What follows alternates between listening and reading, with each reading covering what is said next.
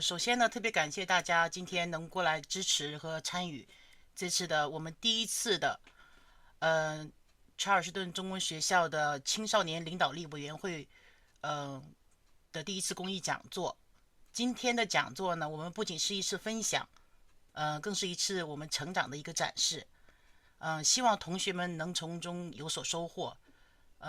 感谢所有参与筹备的这些同学们和老师，还有家长们。现在呢，我们预祝今天的讲座圆满成功。好，我们现在把这个讲座交给我们两个主持人，东东和琪琪。Hey everyone, I'm one of your hosts, Yidong Yi. And I'm the other, Siqi Feng. My name is Yiqing Yi. I'll be one of the speakers today.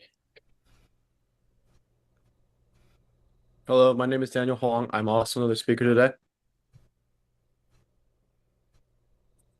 Hi, I'm Elaine Chen. I'll be speaking as well. Once again, thank you all so much for joining our college webinar tonight. And this webinar was brought to you by the Charleston Chinese Academy's Youth Leadership Council. So we wanted to create this event to help middle and high schooler students really learn more about the college application process, college life, and what it's really like to attend college in the US. Applying to college can sometimes feel stressful, especially when there's so much things to think about, like choosing the schools, writing applications, building activities, and preparing for life after high school where you leave your parents.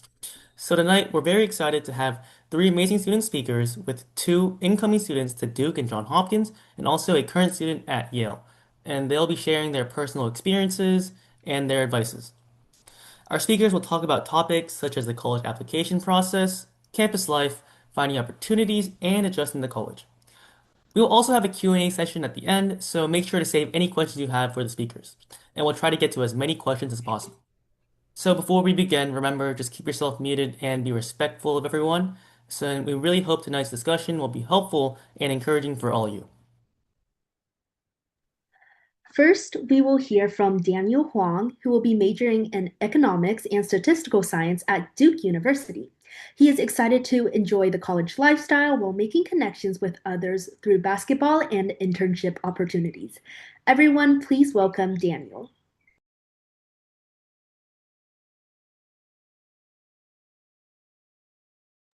Thank you. Sorry. Once again, my name is Daniel Huang. I'm going to Duke next year, studying economics and statistical science, and I'm really excited to talk to you all. I went to Academic Magnet High School, which is a public magnet school known for being really good in academics, and I'm going to Duke next year. And I'm just going to talk about myself and the things that I find very important in the college application process. Sorry. So Academic Magnet at first is probably one of the most important parts of my application. It has a very rigorous curriculum. It offers a lot of APs. You can take 2 in the freshman year. You can take up to 3 or 4 sophomore year, and it's just the sky's the limit from there. So really, like, that really bolsters your application for college, and it's really crucial that you take advantage of such rigorous curriculum to challenge yourself and prove that you are intelligent and always taking advantage of your opportunities. There's a lot of extracurriculars opportunities at Academic Magnet. There's tons of clubs, there's student governments, and they're not just resume builders, they actually help you explore interests like DECA. I'll talk about that later. And it has a very big culture around like colleges. So a lot of students, what you'll hear them talking about like their ambitions for college and what they're trying to do to get into the college of their dreams. I'd say the most important thing for me throughout my years of life is piano. I played piano for around 12 years, maybe 13, competitively. I used to not be so good. But I've gotten better. I studied under Dr. Myung-suk Sudmeyer for around 12 years. I've won competitive awards multiple awards at the regional level, some state level, and I've won some national level awards as well. These national level awards include the Gold Cup, which is like 1 in every 100,000 people get that, and the Paderewski Medal, which is also very rare. I've participated in a lot of math classes, recitals, and conferences, and I've placed first in like South Carolina competitions multiple times.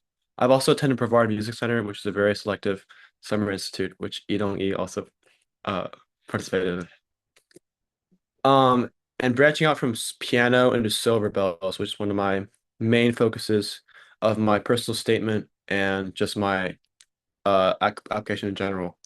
So Silver Bells basically is a nonprofit that this is a collective to help play bridge connections from uh talented musicians like violinists, cellists, pianists, and saxophonists, etc., to those who really need it. So like those in elderly care, senior care centers with like severe disabilities, children with disabilities, churches, communities, and those who are homeless. So like what I did within the Silver Bells is I realized one day one of my friends asked me to play music for some elderly people, and I was like, this sounds like a good idea. It's just a great opportunity for me to practice my piano and challenge myself. And I realized that the residents actually really enjoyed this, and I found something really meaningful and really impactful in this experience. So I just decided to take initiative and expand it to the children with disabilities, the homeless communities, and many other senior care centers in the city of Charleston.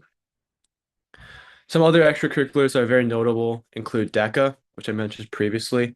I actually was very interested in DECA my freshman year, but I was really scared of clubs. I didn't participate in it. And I advise that everyone who's current freshman or sophomore to take advantage of clubs, to join as much as you want, but then like select a very few that you really enjoy and hone in on those and perfect your craft. So DECA, I started junior year. I didn't really know what I was doing, but I knew that I wanted to go to a good college, so I knew DECA was very important. And I found a good group of guys, and we really worked hard. We worked night and day on a paper. We placed first in South Carolina for finance operations research, and we advanced to nationals. Another good extracurricular is Charleston Chinese Association, which is obviously in part affiliated with this organization, and I was a show host and sometimes coordinated volunteers. Another important extracurricular in Charleston is the Mayor's Youth Commission, where I was a social media committee president. I basically just ran the social media and helped broadcast like what we were doing. I was also a junior class marshal at Magnet, which means you're top 10 in class rank because Magnet doesn't do exact rankings. It doesn't even do percentiles. So the only way you know your rank is if you're junior class marshal in junior year. I also published a paper in my senior year uh, about the impact of external CEO appointments on firm strategy and risk. It sounds complex, but it's not really. It was influenced mainly by DECA. I actually didn't know what I wanted to do in life until DECA really, and I realized that I actually really enjoyed finance. So I met with a finance professor, and I realized that I wanted to publish a paper, do some more research into it, and with enough talent, with enough drive and determination, we got published in the Review of Behavioral Finance. Um, and some other miscellaneous activities include volleyball, karate. I boat in my free time. I golf in my free time. I play a lot of pickleball, do all that other stuff. But these other activities, as meaningless as they may seem, compared to the rest in the college application process, to me are actually sometimes more meaningful because they show the person you are, and I'll get to that later. So some awards and achievements. I'll gloss over this real quick. Once again, placed first in piano a few times. Got that first in DECA. Junior Marshall, I was a national merit finalist with a 1520 on 1520. I had some piano honors and I had some academic honors as well.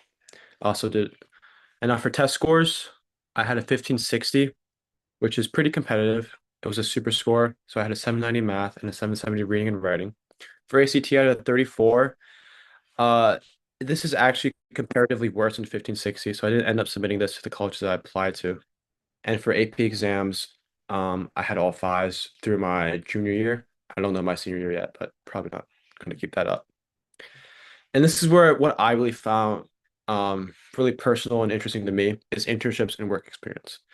As a like aspiring finance major, internships and work experience is really important to your resume and how you perceive and like really expand your global knowledge.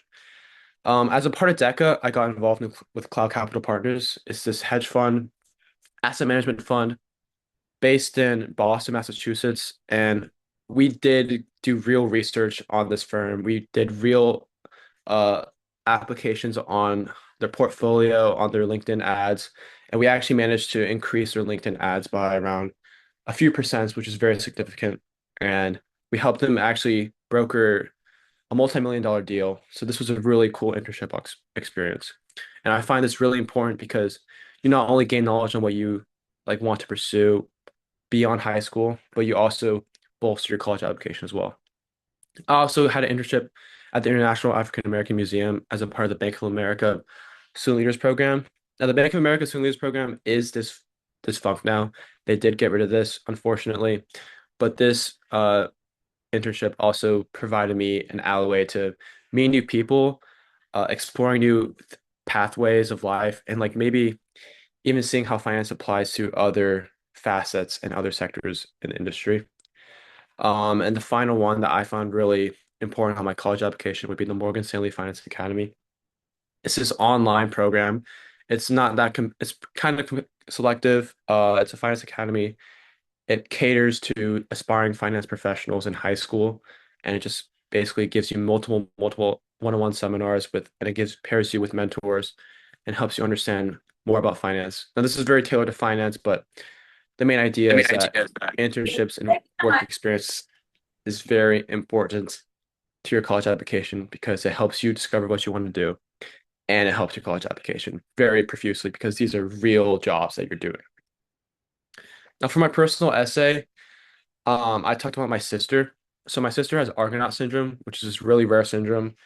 It basically means like she's intellectually disabled. And I just talked about my experience playing piano and how it affected her and how it affected my relationship with her. And I connected that with Silver Bells because honestly, the personal essay wasn't something that I had to really forge or write. It was just something that I just thought of that was true. It was just me telling the truth here. There was nothing really that I had to try. I didn't really have to try on the personal essay. I did have to perfect it. But in my opinion, the personal essay should be something that you find true to yourself, that you're not lying to the essay reader about, and that you're making it genuine, but you're also making it impactful as well. So I branched out from my sister, which I find to be very genuine, and then I branched out to Silver Bells, which really did stem from my playing piano, which I also found to be very genuine. And I just think that if you want to have a good personal statement, you want to keep it genuine, you want to keep it true to yourself, you want your voice to shine. Now, what I find really important to a college application process is really fitting with the school you're applying to and really molding your application to fit that school.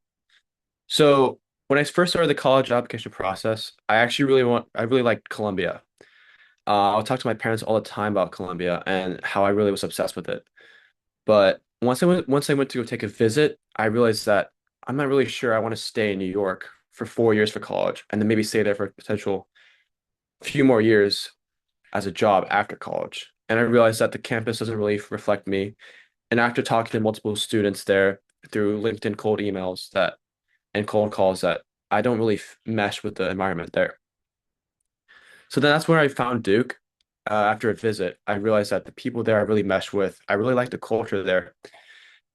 And I really think that finding a good fit in college is the key to getting yourself into a college. So I'll just explain some 4 key points that I find are really helpful. First, you want to do some research on what actually works for you. So if you want a selective college, you want a really competitive college, obviously you first look for like the top 30 colleges, top 20 colleges. And then you identify your target by categorizing what you want. Like, do you want a small college, a big college, good sports, bad sports, whatever. Then in your personal statement, you want to write a really personal message that is catered by help through visiting the campus and talking to students and alumni. In most college application essays, you have to write like a why college essay.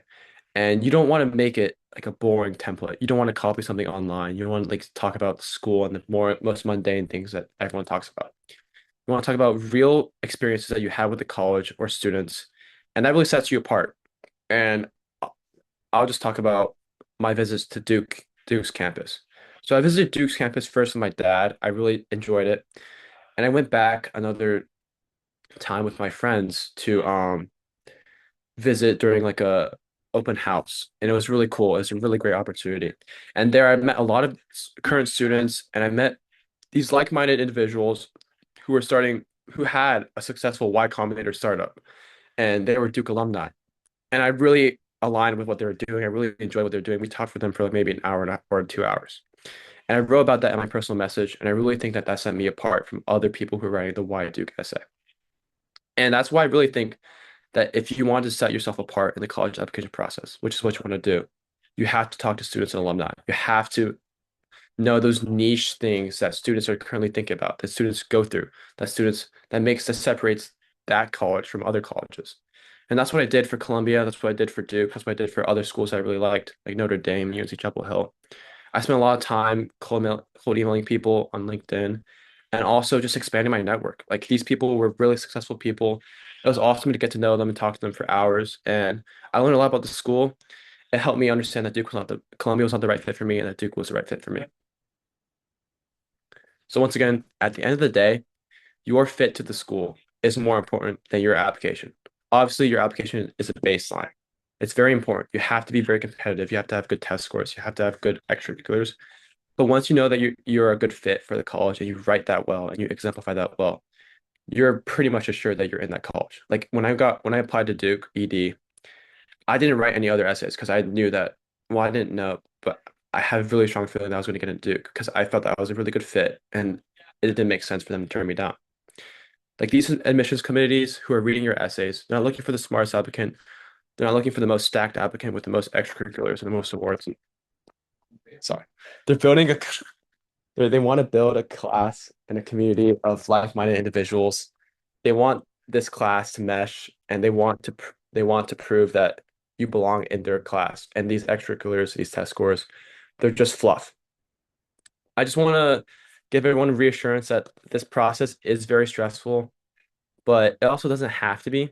As long as you're just pouring your heart out and really just telling your truth and being true to yourself, you guys will be just fine. Thank you for your time. This is Daniel Paul. Wow, Daniel, thank you for sharing your topics and ideas. And next, we are going to welcome King Yi to speak, and he'll be attending Johns Hopkins University, where he does plan to major in biomedical engineering. So, throughout high school, King has been involved in research, swimming, music, and community service, and he was accepted to multiple top universities, including several top 10 schools. So today King will share his experiences applying to college, as well as talk about how he balanced academics, activities, and research during high school. Please welcome King. Hello, everyone. My name is Yiking Yi. I, along with Daniel, also went to Academic Magnet High School, and we were in the same year. I'm going to Johns Hopkins University, and I'm going to be majoring in biomedical engineering. So for some of these, I'll go through. I just put a couple of my acceptances onto this page here. And then so some of them include maybe names you've heard of like UPenn, Duke, Georgia Tech, and the other ones you can see on the screen. And then some other things that I would also wanted to go in later would be like school-specific scholarships. They have many public schools have their full scholarships for certain applicants that they have, and I got them at Georgia Tech, Clemson, University of South Carolina. Of course, there's also other schools that will have these full scholarships that you either need to apply to or they'll select based on your application. I've seen some at Penn State, Duke and UNC have a couple, but these are ones that you should know about, and then you go further into it. And then since Daniel went through a couple of his stats or what he applied with, I don't have a slide for all of those, but I can briefly go over what I submitted. I had a 1570 SAT or a 36 ACT. I was at the time also junior marshal, so top 10 in the class, but found out I was ranked second in my class. And then for some of my extracurriculars, I also did DECA. I got top 10 in the state, and then this year got first in the event that I did for accounting applications, and then also with an event that I did with Yidong.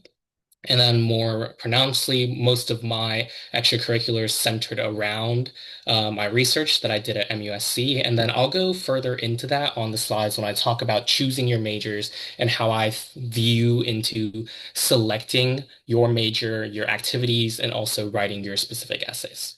So for the overall application process, one of the most important parts is actually choosing the major that you want to be in, because most of the times you'll have a general idea of what you want to do, whether that be engineering, you want to do finance, maybe creative writing, or some other major that you're doing, but you want to specifically craft a story around that major.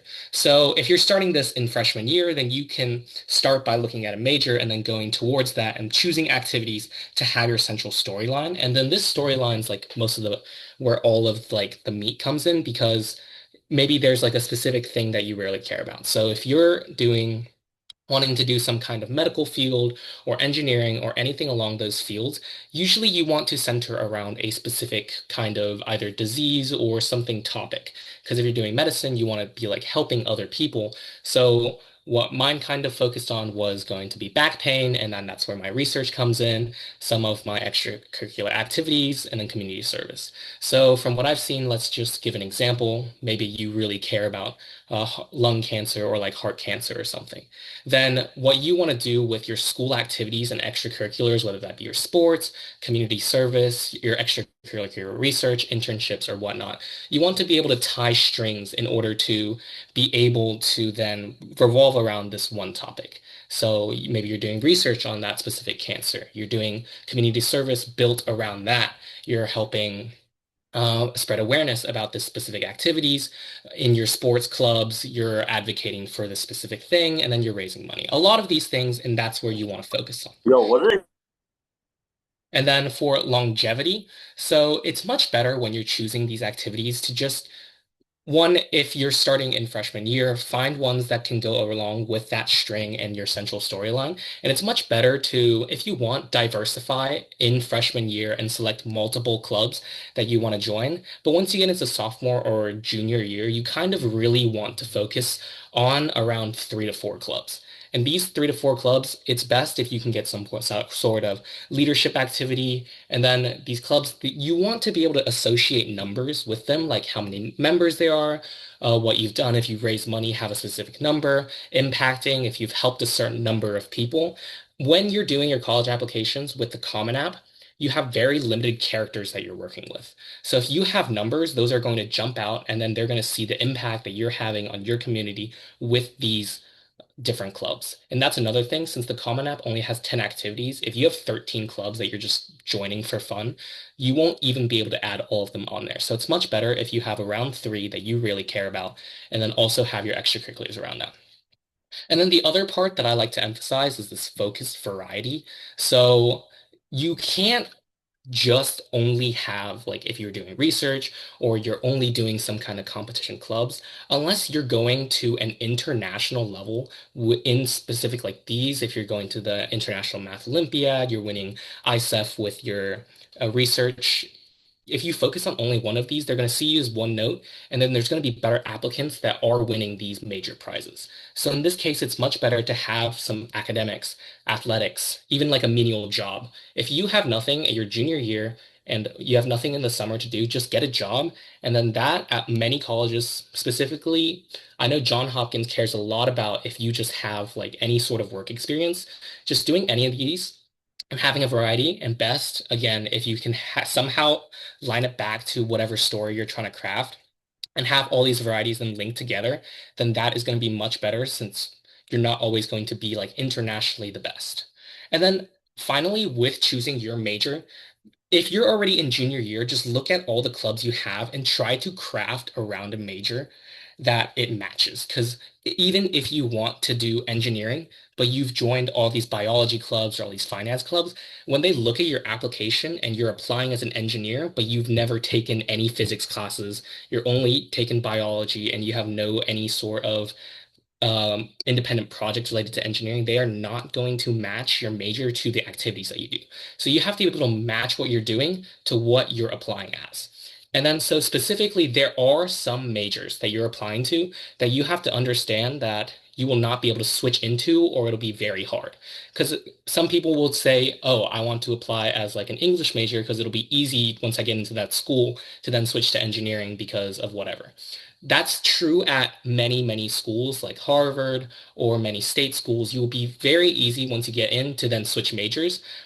some of these that I listed out are the ones that are harder to get into. So for instance, Johns Hopkins with biomedical engineering, that is the only major that they have that you have to apply to as an undergrad. Any other major, if they want to switch to biomedical engineering, it is impossible unless you apply as a biomedical engineering major. For Georgia Tech, you have to apply to their engineering school and able to do engineering. It is very hard to switch from their College of Arts and Science into engineering. But once you're in engineering, you're able to switch between the engineering majors. It's just hard to go from English to engineering. And of course, the big one is going to be UPenn. If you want to go into Wharton, you're going to want to apply as an undergrad. I would say only about 1 or 2 people are able to successfully transfer majors from Wharton. And then those are just kind of the majors and kind of how you want to select your activities.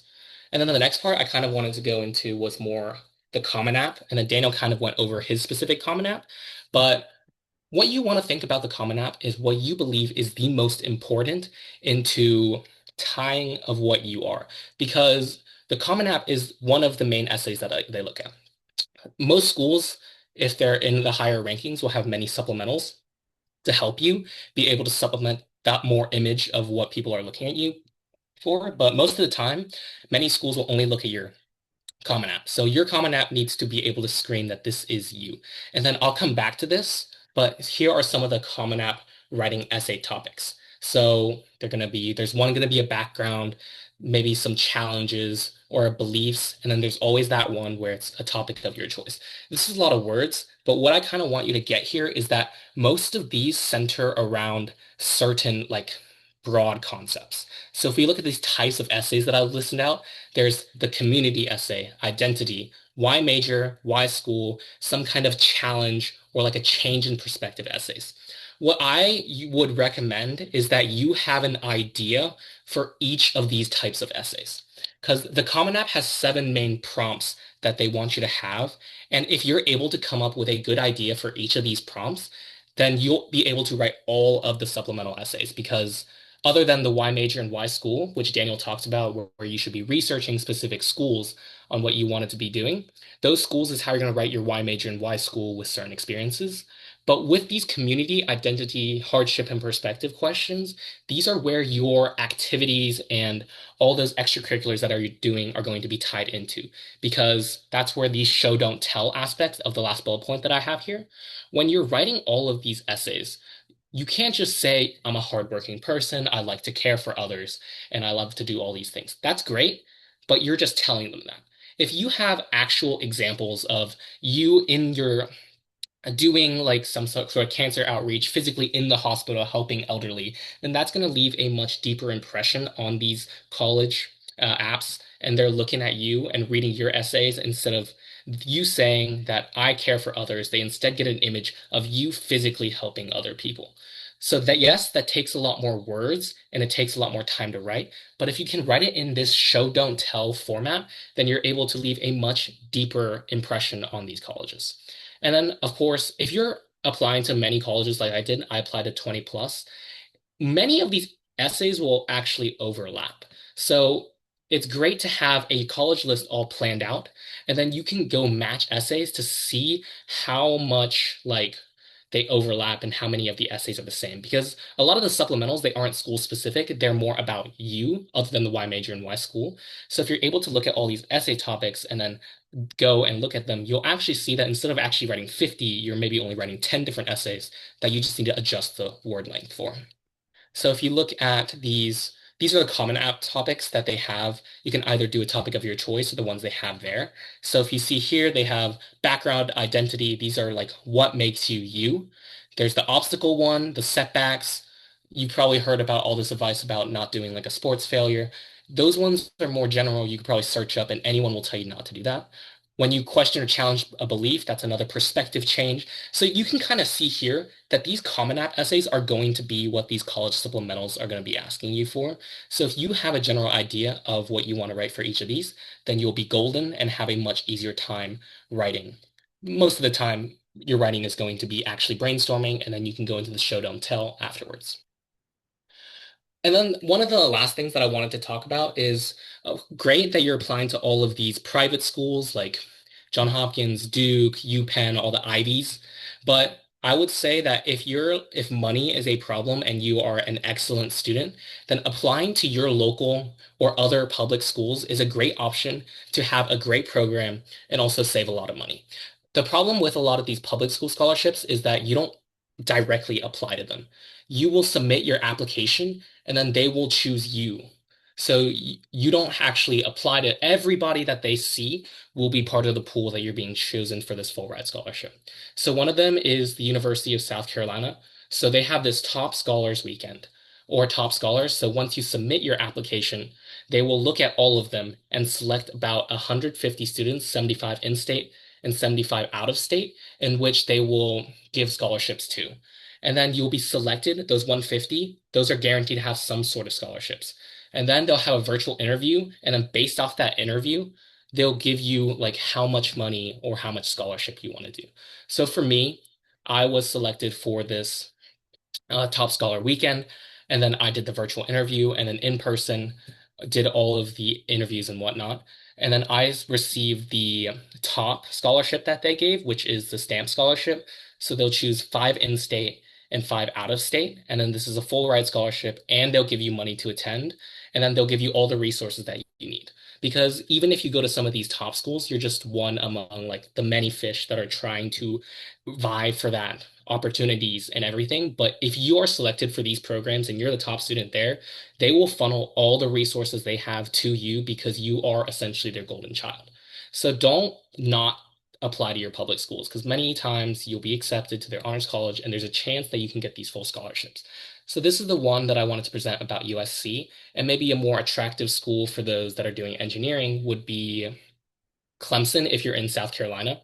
So Clemson's Breakthrough Scholars Program is much more selective than USC's. It's also much more new. So the Breakthrough Scholarship is only for in-state students in South Carolina, and then they will choose 5 students per year. So USC had top scholars, they'll choose 75 students. Clemson's only has 5 students. And the way that this is different is that, again, they'll select you based on your application. You don't apply separate, but you do need to apply for their honors college. And once you do that, they'll select you to go in person for interviews. And then that's where I'll go into interviews a little later. But these interviews are what they want. Because once you're in person, they don't care about your grades, all your stats. They only care about what they see as you as a person, because before they invited you, they already vetted all of your qualifications. So the Breakthrough Scholarship Program, it's very similar to USC's. You'll get a full ride scholarship, you'll get money from them. Whatever major that you're going to, you have a dedicated staff that's going to help you with your preparation for college and applying to wherever you need to be. And the Breakthrough Scholarship Program is more science and engineering focused. Another program that's similar, that's not engineering focused and open to all majors, is the Clemson National Scholars Program. That's adjacent to the Breakthrough Scholarship Program, but it accepts both in-state students and out-of-state students. So I wouldn't say it's necessarily less selective, but it does accept more people, but they also look at more majors. If you're curious, Daniel was invited to be a National Scholars, but at that time he already got his Duke acceptance, so he had no reason to go attend the weekend. And then this is the final school that maybe y'all have heard about having this scholarship program. It might be more attractive to those who really want to go to engineering. So this is the Georgia Tech's President's Scholarship Program. And then, as you know, Georgia Tech is one of the top like 35 in the country. It's probably top 5 for engineering. And then this one is wonderful, but it's really difficult to get into. Again, it's once you submit your application. Mind you, all of these scholarships, you're going to need to apply early. So if you do an restricted early action or any other early action school, just apply to these public schools as well, because there's always that chance that you could be selected to be one of these full ride scholarships. So I know UNC also has their own, that's not a full ride, but it's still like a scholarship. And then so applying early action for Georgia Tech, you are selected among 500 semifinalists. So out of their like 40,000 applicants, they'll select 500 in which they want to do a virtual interview for. This virtual interview was more like a recorded interview. They had recorded questions, and then you answered those recorded questions in a set time. And then after they listen to all of these interviews, they will select 150 finalists in which they want you to attend in person for. And once you attend in person for the scholarship weekend, they essentially wipe the slate clean. 100% of what you want or what they care about is what they see in person and in your 2 rounds of interviews. So one of my interviews was just me with 2 of their alumni. One was a professor, one was in the industry working as an engineer. And then they will, based off your interview, give you like a score. I don't know how they do it, but they'll select you. And then there's a second portion where there's the group interview. And in the group interview, in mine, it happened to be an escape room, but for the Clemson one, it was something else. They want to see how you work with others and how your interview and your interactions and how you solve problems. So once you go in person for these scholarship interviews, they don't care about what your grades were before. There were some people like at a weekend that I know that they were accepted to Caltech early. They had MIT acceptances. There were people that had Columbia likely letters, and then they were all there. And then with these people, they did not care if they got into not. They only cared about whether or not you were great in your interviews. So there were 150 finalists. Of those, they'll select 50 students, 25 in-state and 25 out-of-state. I'm from South Carolina, so I was among the 25 out-of-state to be selected. And then they also have a gold scholarship program, which isn't a full ride, but it does give you full tuition with many of the same benefits, just less money. So Georgia Tech, though, is the most, I would say, generous of these scholarships because they'll give you a full ride, a stipend, and they'll give you a computer. You can choose between LLCs, honor colleges, and then you also get first choice in dorms. So this might be one of the more attractive scholarships, but again, it's not something you can apply to. You have to just have a stellar application that they choose you for. And then the last thing I wanted to end off is just talking about interviews. I've done virtual interviews, those college interviews that you get after just interacting with just applying. And then there's also scholarship interviews. For virtual interviews, I would say you really want to know your resume really well because they look at your application and this is where they kind of quiz you to see if you are actually with all your stuff. So they'll ask like, if you had some kind of community service, what that meant to you, how did you come up with that idea? Why do you like their school? What part of the school really means to you? So it's a kind of like if you know what you wrote in your essays and you wrote a lot of good essays, then you should be able to answer all of these questions because you already wrote about it. You already researched the school, everything you've done before. You just have to be able to stay calm, look at the interviewer, and be confident. That's what the college interviews. Half the time, these college interviews, they don't actually impact whether you get into the school or not. But if you leave a good impression, it definitely doesn't hurt. So there's schools like most of the Ivy Leagues will try to give you an interview. Duke tries to give you an interview if you apply early decision. And then these college interviews, again, some of them, it highly varies on how they are. Sometimes the interview comes in with a bunch of questions that they have ready to ask you, but other interviews are more like a conversation. It really depends on who's interviewing you, but as long as you have what you want to talk about, like you have your identity essay, you know what you want to write in your identity, you have your community, like different communities you can talk about, just talking points that you can think about. Like for me, I have different swimming, piano research, and then other community service.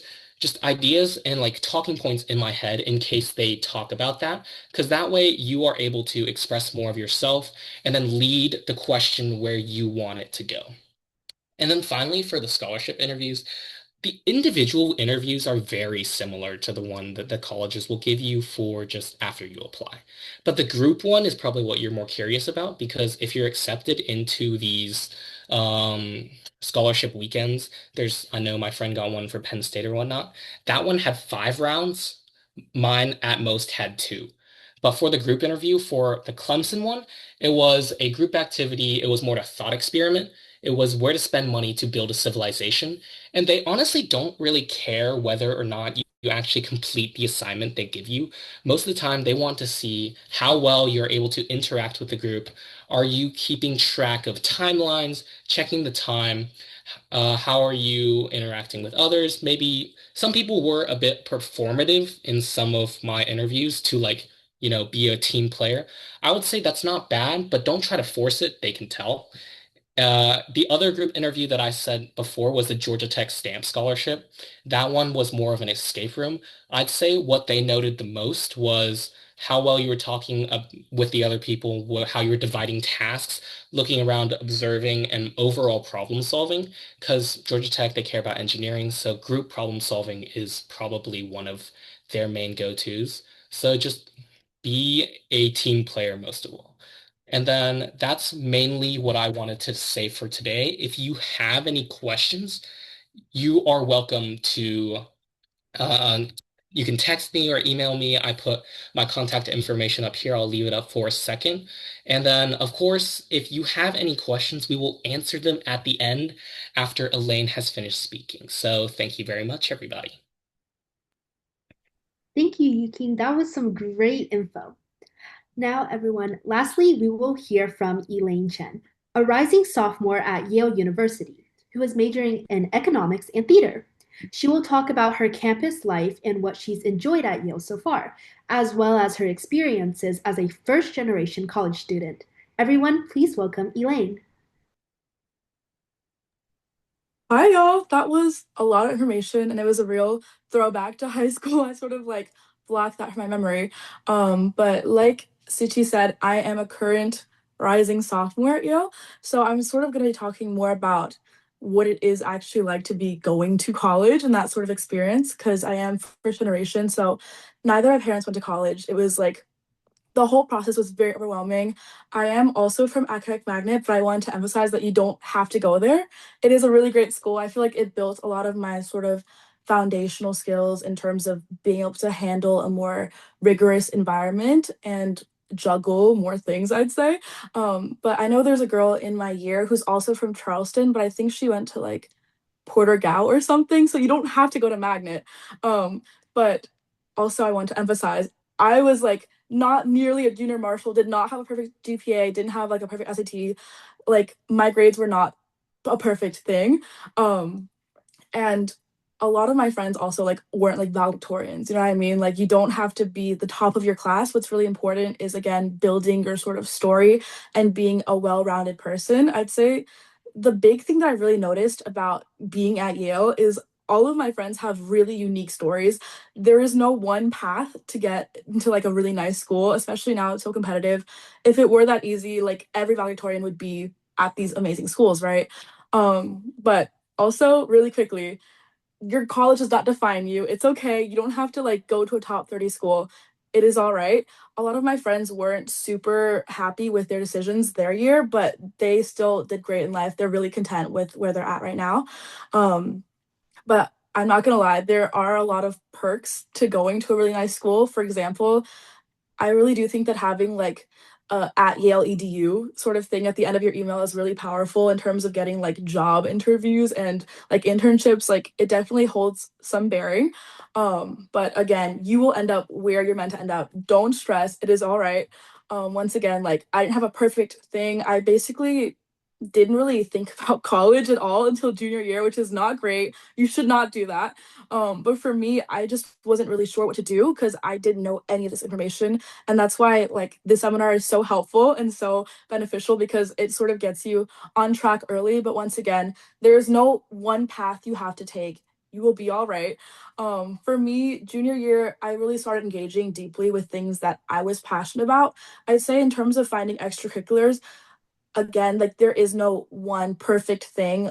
It's not about what you think you should be doing. It's about what you're passionate about and really diving deep and sort of following through. For example, I really enjoy service. So I did like a whole bunch of community service.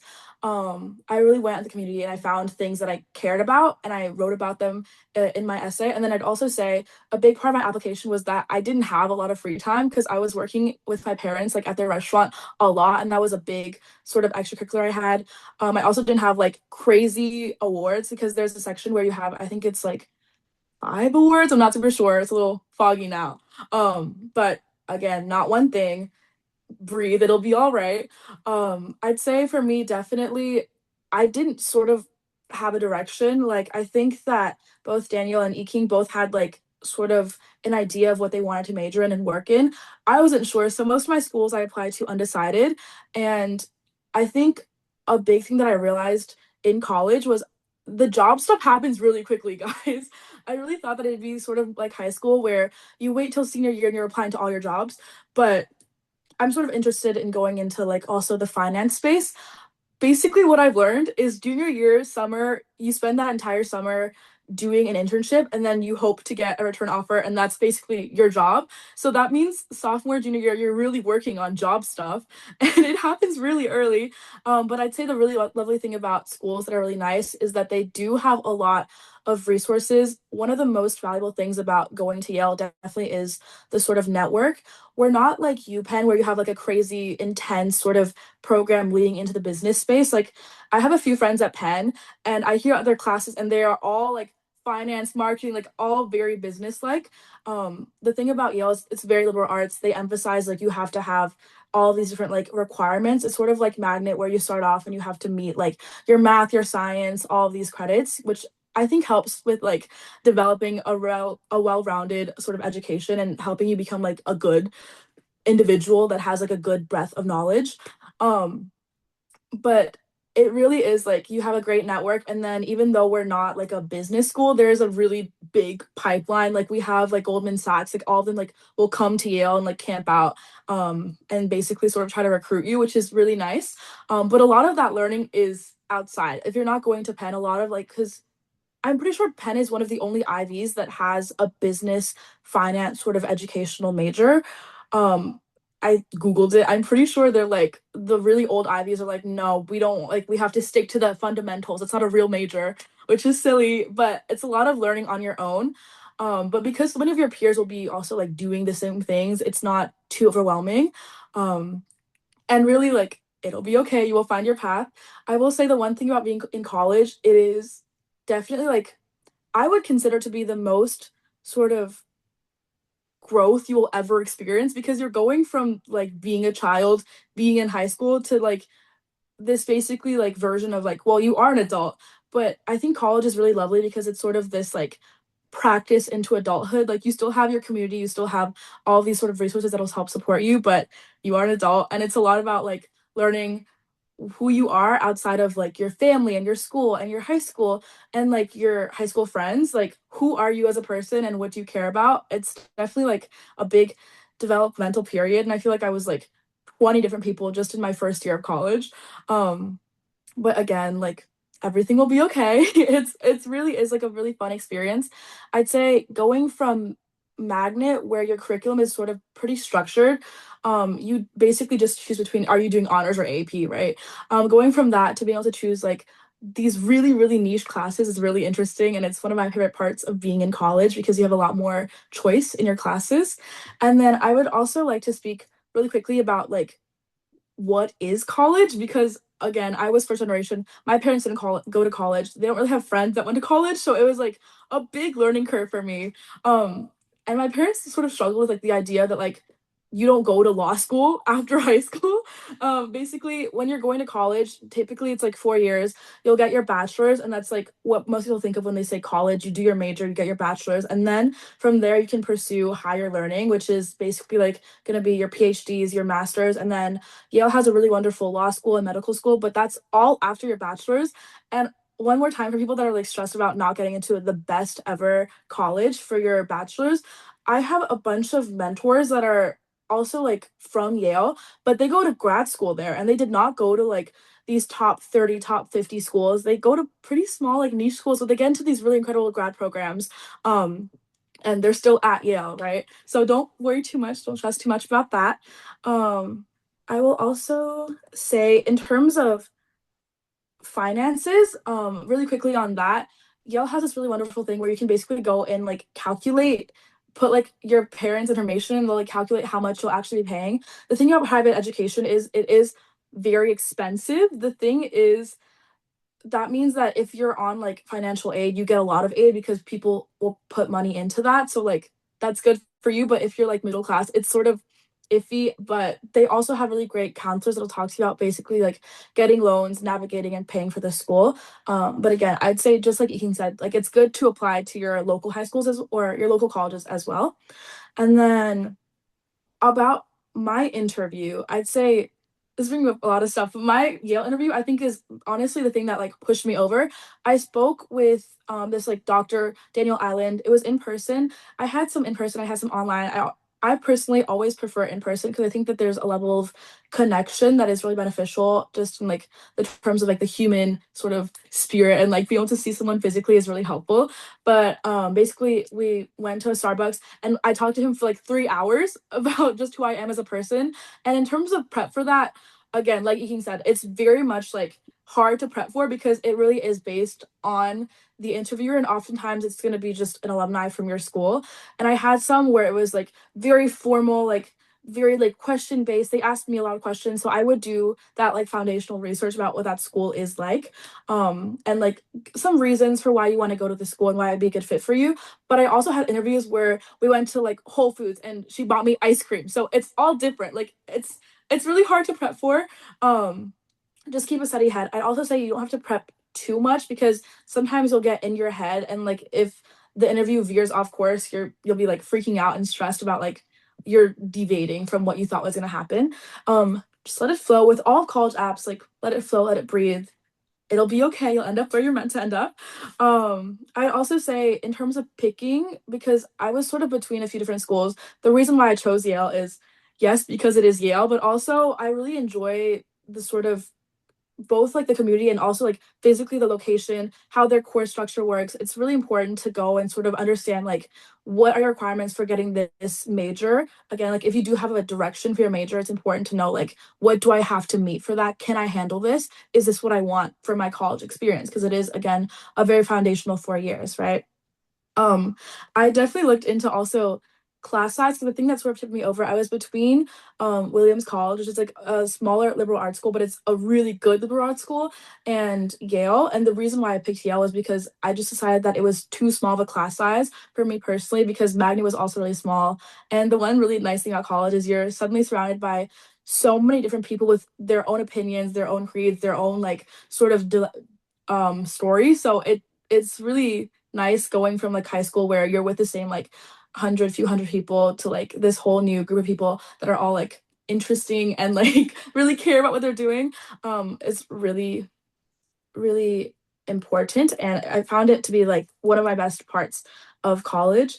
Um, and yeah, also the town we're in, New Haven, is beautiful. It's like not a full college town like Clemson would be, but it is sort of like insulated. It's very safe. It also like is very walkable, which is nice compared to Charleston. So if you can, I know not everyone's gonna be able to, but Yale has this program called Bulldog Day. So essentially, like everyone that gets accepted, they will basically like invite you to this 3-day event where you get to be on campus and sort of experience student life and dorm life firsthand. Because again, like things like dorms matter. Like, do you care about the food and the quality of the food at your school? All of that will sort of factor into your final decision.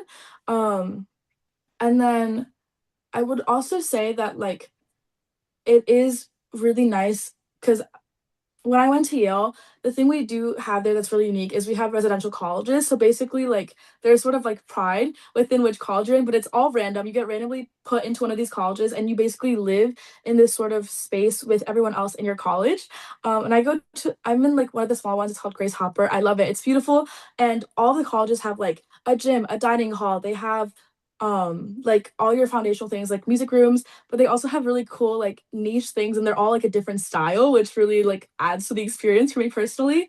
Like I know Grace Hopper we have a pottery studio, we have a recording studio. There's just so much cool fun stuff, and again, that's sort of something that you won't understand until you're there on campus. So again, like it's great to physically be there to be able to experience it, but also it is a big learning curve, and that's part of the magic of being in college. You're like learning all these new things for the first time.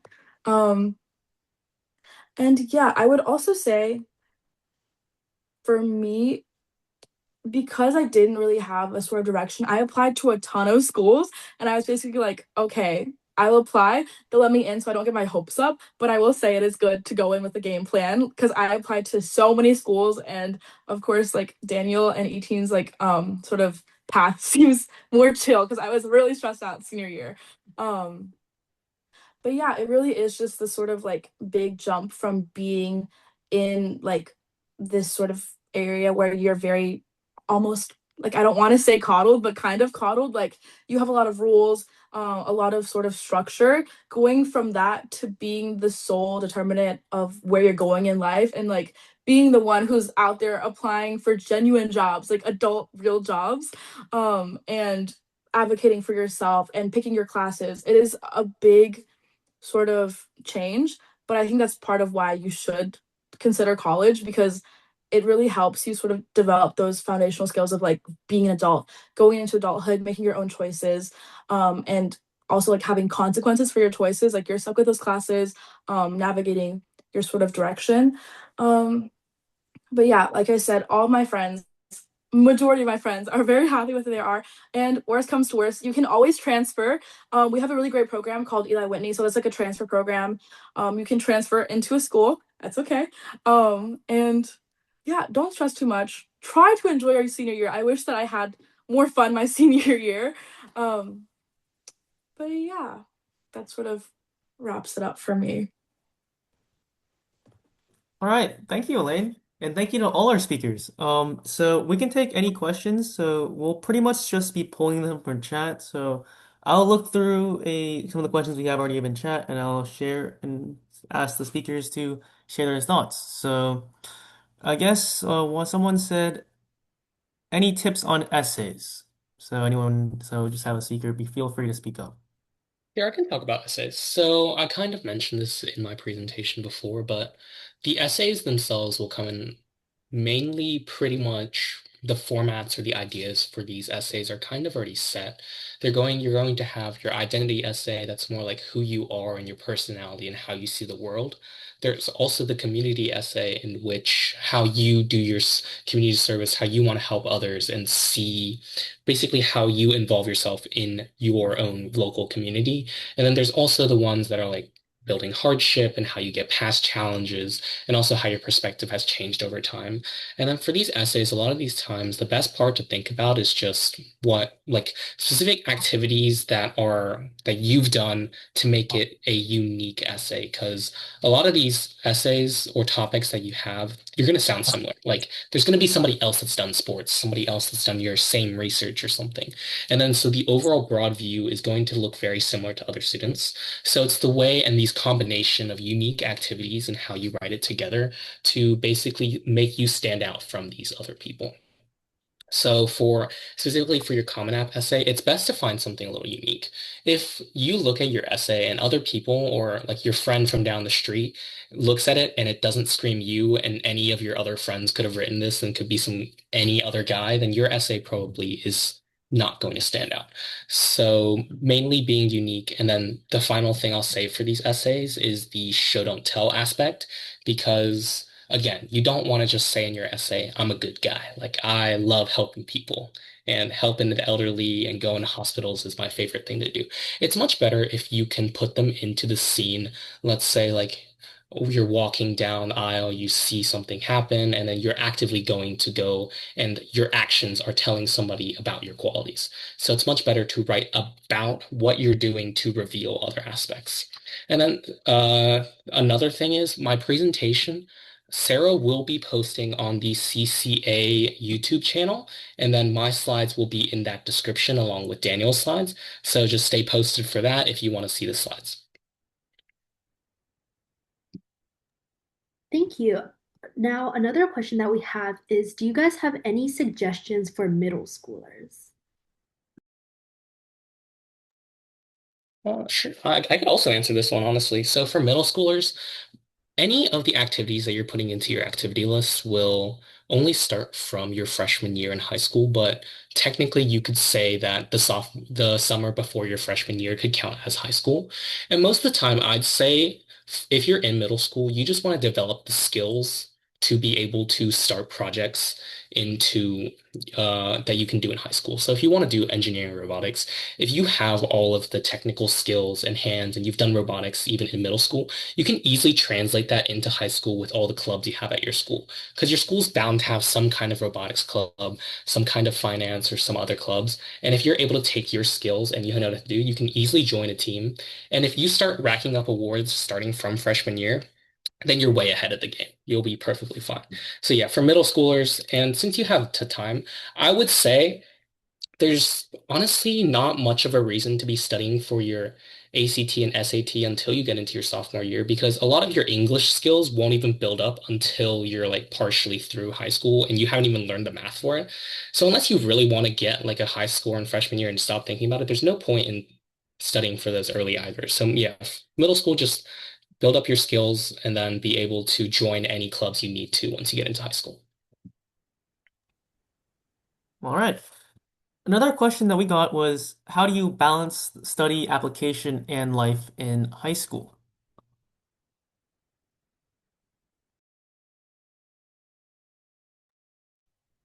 Sure.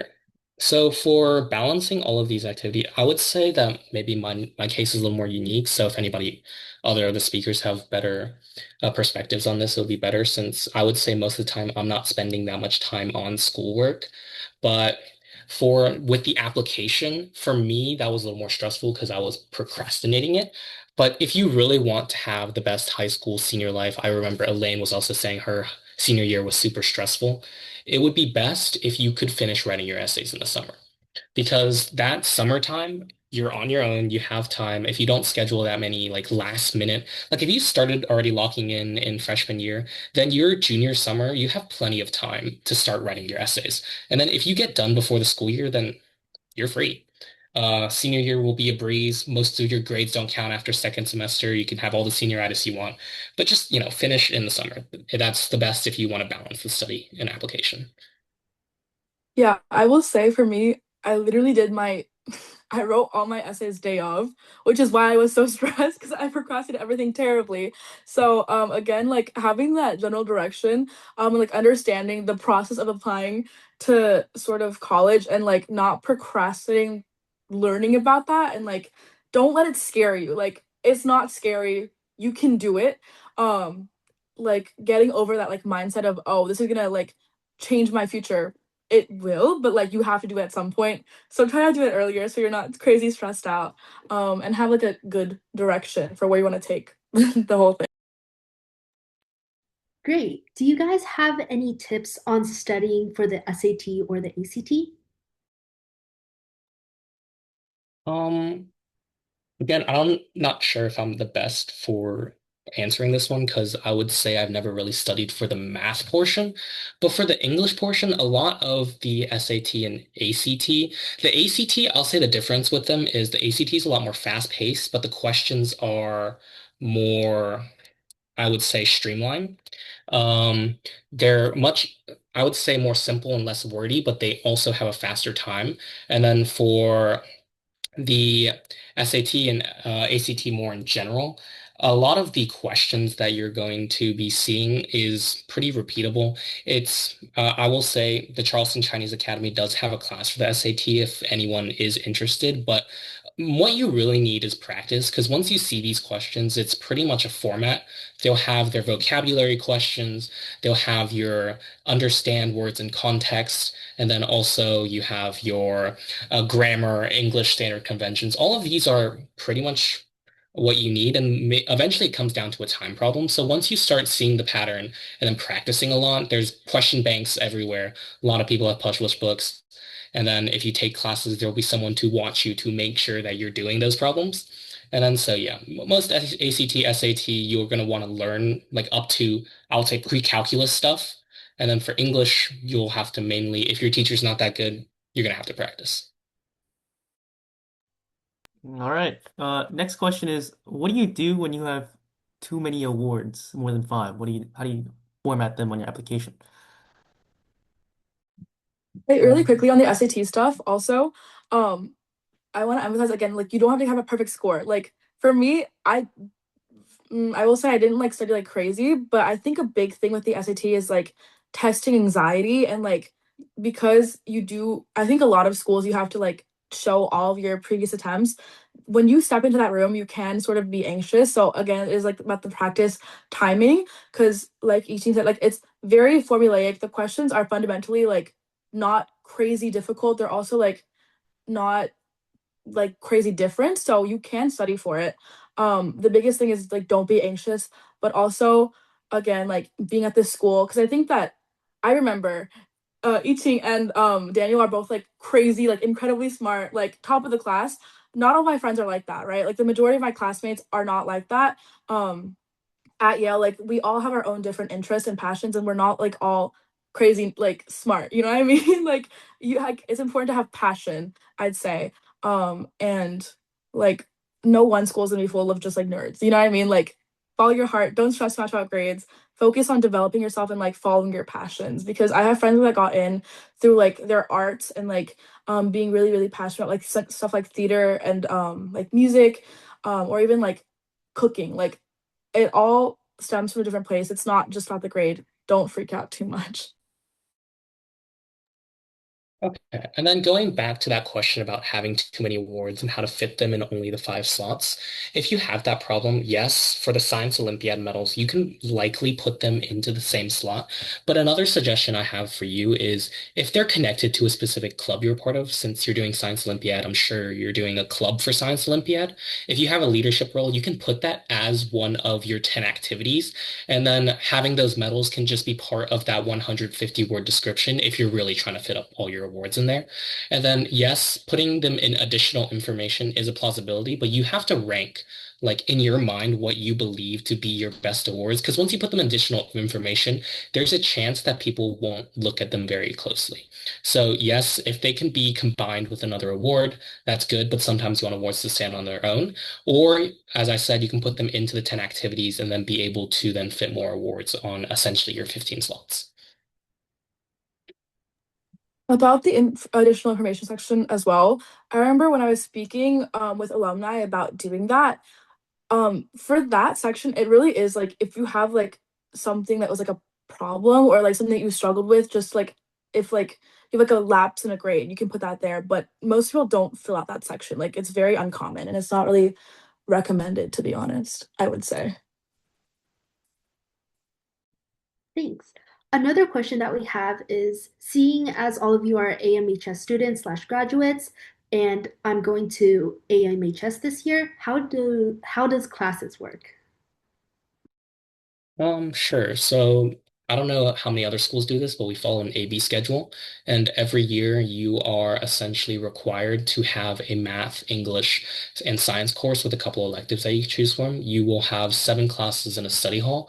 And I'm not really sure. There's some exceptions, but most of the time you're limited in the amount of APs you can take in freshman year.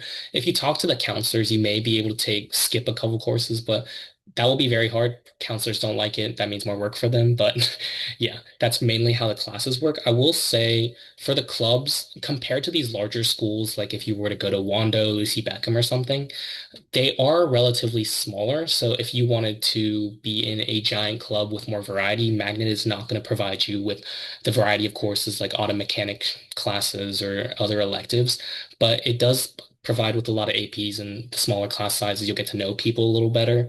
And overall, you will have a good application for college if you go to Magnet. And if the hosts want to, they're also part of Magnet as well, if they want to speak on anything.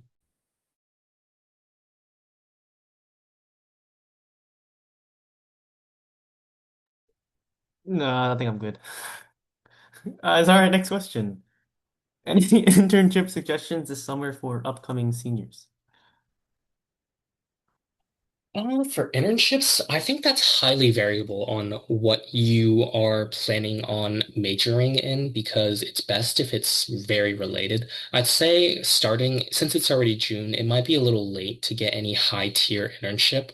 If you really wanted to get something, honestly, you're going to want to talk to your parents because they probably have friends, and then you got to use a little nepotism to help get these internships at this point. Because if you're talking to your parents' friends, then it's not directly from your parents, and then they may be able to get into their workplace if they own something for you to do something. Um, Otherwise, if you really don't have anything else to do this summer, one great thing that you can do is just doing any sort of menial job. Go work at a fast food place, go bag at like Publix or anything. Just having any sort of job will help basically round out your character a lot more because you're in this customer service industry and they see that you're willing to be more proactive and not just, I don't know, on the couch all day. Thanks. Our next question is, Any suggestions on how or where to get community service hours outside of school? I'll talk a little about that because I know there's a bunch in Charleston. You just have to like go out and find them. There's some that won't allow you to do it if you're not 18, but generally like there's stuff like there's like food banks you can go to. There's like a bunch of like hospital programs. There's like you can help with animals, like anything you're passionate about. It's yes, and also CCA. But anything you're passionate about, you can find something for that because people always want help, right? And there's a bunch of programs within the community.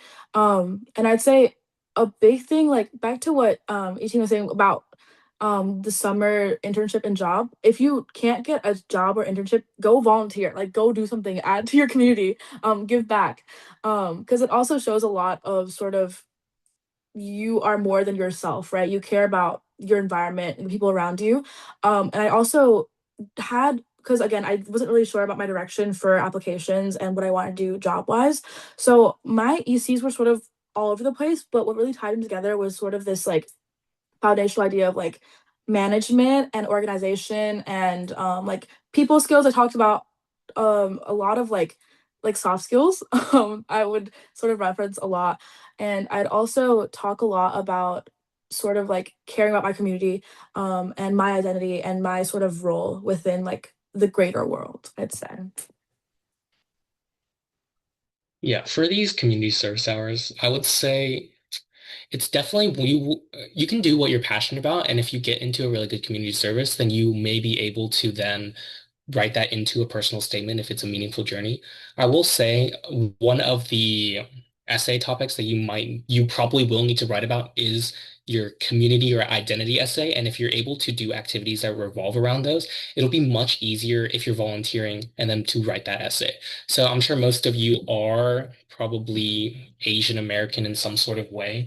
If you go volunteer at the Charleston Chinese Academy or CCA or anything, it's very easy to tie that into your story because that is who you are. You are Chinese, probably. I don't know. I'm making assumptions here. But if you're doing that, then it's really easy to write that into your application because that's who you are and what you are. So otherwise, if you're interested in specifically like maybe some sort of specific cancers or whatnot, you can help like a breast cancer association or other things. And then that way, or if you're with the environment, you can go do oyster shell recovery. You can go to the beach cleanups. Just most of these activities you can do if you're passionate about them. But if you're just doing a bunch of random community service hours, like, you go help out your neighbor, you randomly go to some kind of cleanup, setting up events. If there's no clear storyline between them, you're kind of just not exactly wasting your time, you're still helping your community. But in terms of the college application, you're kind of just filling up numbers instead of helping write a better overall.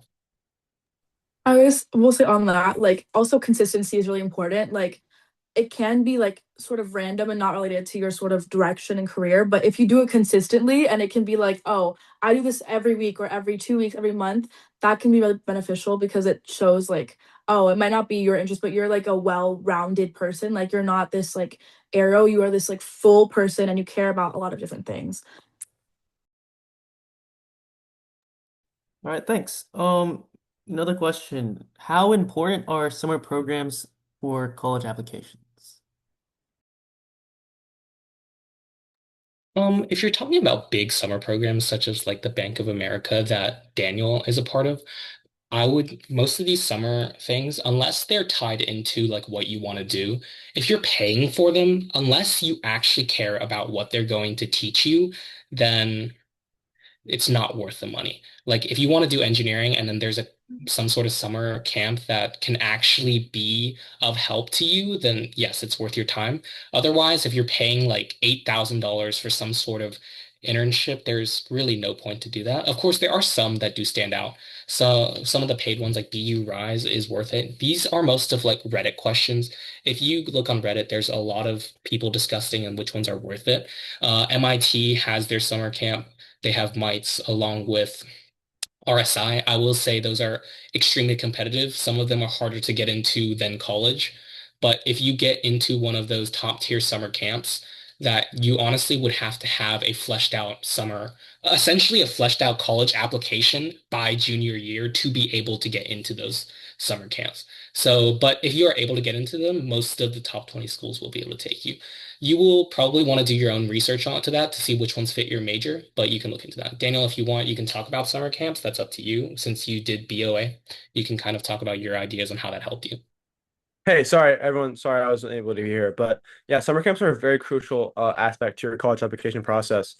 Like King said, RSI, like most of these very competitive summer camps, they are more competitive than college, like to be honest. But they offer, if you get into these summer camps, they offer a direct pathway to schools. Like RSI, if you get into RSI, it's a direct admit to either MIT or Harvard, like guaranteed. For Bank of America, it was a very hard application process. The nationwide acceptance rate was around 2.3%. Um, and the way to get into these summer camps is to be genuine, once again, to be genuine, to show what you really care about, and to really reflect the values of the program. So for Bank of America, they really, I did some research on the program beforehand, and they really respected people who really care about the community, want to make a difference, and just had good morals. And I really reflect that in my essays. I try to be as genuine as possible. I spent a lot of time working on my craft on those essays, and it paid off. In 3 years, I was able to get in, sorry, not 3 years, 3 months, I was able to get into these summer camps, and it really helped my application process because Bank of America is really selective and it provides a great pathway to a huge, bountiful network of connections. I'd say that around 50% of the people in Bank of America got into the top 20 or better, and that the rest either got into a really good school or a school with full ride. So these summer camps are really crucial, and you want to really aim for summer camps that are really competitive. You want to try and shoot for everything. Those that are really want not just in like the sector that you want to explore in, but also really branch out. So like for me, it wouldn't be just finance. It'd be like humanitarian, STEM. Like you want to really branch out and make the most of your opportunity because you only get one chance to apply to these schools. These summer camps, I'd say a few would be RSI. So that's Research Science Institute. They accept around 30 kids every year. It's hosted by MIT. Another one would have been Bank of America, but they don't have that anymore.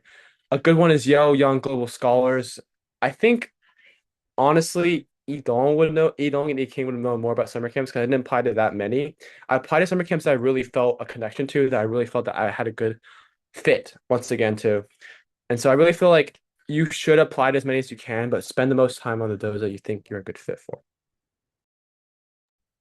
Also, I can answer one or two more questions before I have to leave. Sorry. So just like send anything in the chat and let me know, or just unmute. Let me know. There was someone who mentioned that in 9th and 10th grade that they were really interested in CS and had more CS topics, but since 11th grade they had more interest in economics, but they're Yeah. not sure they're not sure how to tie that into their story since they don't have as many activities related to Okay. economics. Yeah, for that one, since it didn't apply to everyone, I was just going to talk to him after this meeting since it Oh, was okay. more specific. Okay. Is there any other questions that would apply to me mainly? Sorry. I don't see any. I don't see it right now. Okay, did anybody respond to the community service hours question or maybe the internship suggestions one? We both responded to that one. If you want to add anything specific, you can. Okay, I don't think there's really nothing to add. Well, I have to go, but I hope everyone has a great rest of their day. I wish you all success in your college application cycle, and I'm really not worried that you guys will do well. And just try hard, be genuine once again, That's and okay. don't Let's test too start. hard. Let's just stop right now because it's already 9:24. So we was expected done by 9:20. So it's already past the time. So thank you so much, guys. You guys did a great job. Okay, I appreciate it, everybody. If you have any questions, please just ask. Go to our WeChat group. So we'll be answered from there. Okay. Thanks all. All right, Good thank job. you, everyone. Goodbye. Goodbye. Bye.